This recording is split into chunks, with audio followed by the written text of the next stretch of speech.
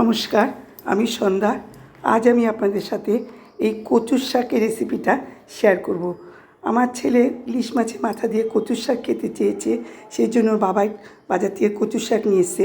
এই কচুর শাকটাকে আমি কেটে আগে পরিষ্কার করে নেব একটু ভিজে ন্যাকড়া দিয়ে, তারপরে আমি ভালো করে কেটে কুটে আমি ধুয়ে আপনাদের কাছে ফিরে আসব। আমি কচুর শাকগুলোকে এইভাবে আমি একটা ভিজে ন্যাকড়ার সাহায্যে মুছে নিচ্ছি।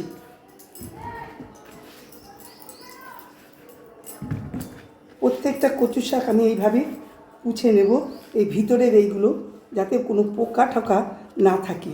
তারপরে আমি পুরো কেটে আমি আপনাদের আবার দেখাবো। কচু শাকটা ভালো করে কেটে নিয়েছি আমি, এবার জলে ধুয়ে নেব।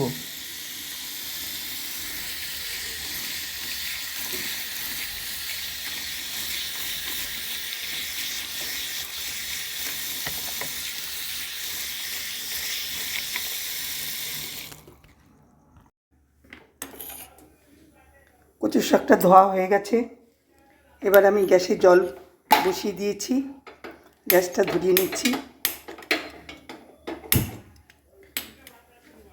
কচুর শাকগুলো আমি সিদ্ধ করে নেব।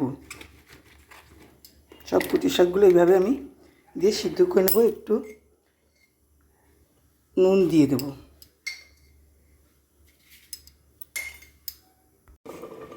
কচুর শাকটা সিদ্ধ করা হয়ে গেছে, এবার আমি গ্যাসটা অফ করে দিলাম।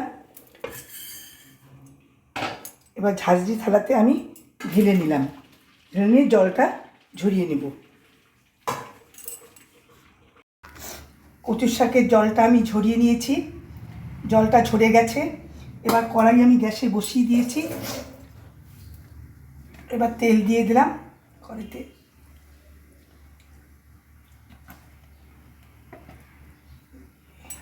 কালো জিরে, দুটো শুকনো লঙ্কা আর তেজপাতা ফোড়ন দিয়ে দিলাম।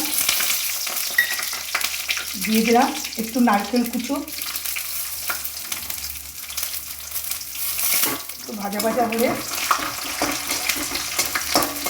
আমি ইলিশ মাছের মাথা দিয়ে যেহেতু করবো, ইলিশ মাছের মাথা দুটো দিয়ে দেবো। মাথাটা আমি আগেই ভেজে নিয়েছিলাম, যেহেতু মাছটা আমার আগে খাওয়া হয়ে গেছে, এই জন্য এখন আর আমার মাথাটা ভাজতে হলো না। নারকেলটা না দিলেও হতো, যেহেতু আমার ছেলে পছন্দ করে ইলিশ মাছের মাথা দিয়ে একটু নারকেল দিয়ে, সেই জন্য আমি নারকেলটাও দিলাম। এবার মাথাটা আমি একটু নেড়ে ফেলে নেব। নেড়ে ফেলে নিয়ে আমি নুন দিয়ে দিলাম, হলুদ দিয়ে দিলাম, দুটো কাঁচা লঙ্কা দিয়ে দিলাম। এরপরে আমি জল ঝরানো কচুর শাকটাও দিয়ে দিলাম।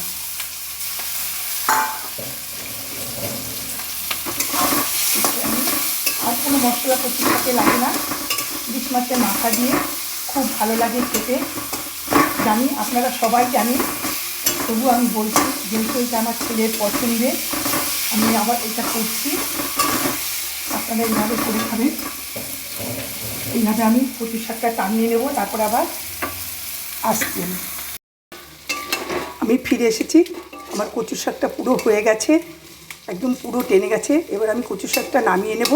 তার আগে গ্যাসের ফ্লেমটা অফ করে দিলাম, আর একটি পাত্রে আমি কচুর শাকটা নামিয়ে নেব। আপনারা যদি চান একটু মিষ্টি দিয়ে নেবেন।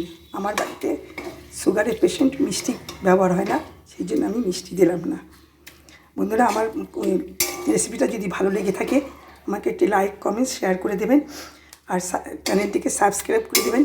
আমার ইউটিউবে একটি চ্যানেল আছে আমরা সবাই, যদি আপনাদের মনে হয় আপনারা ইউটিউবে গিয়ে আমার চ্যানেলটিকে সাবস্ক্রাইব করে দেবেন। আজকে এই পর্যন্তই।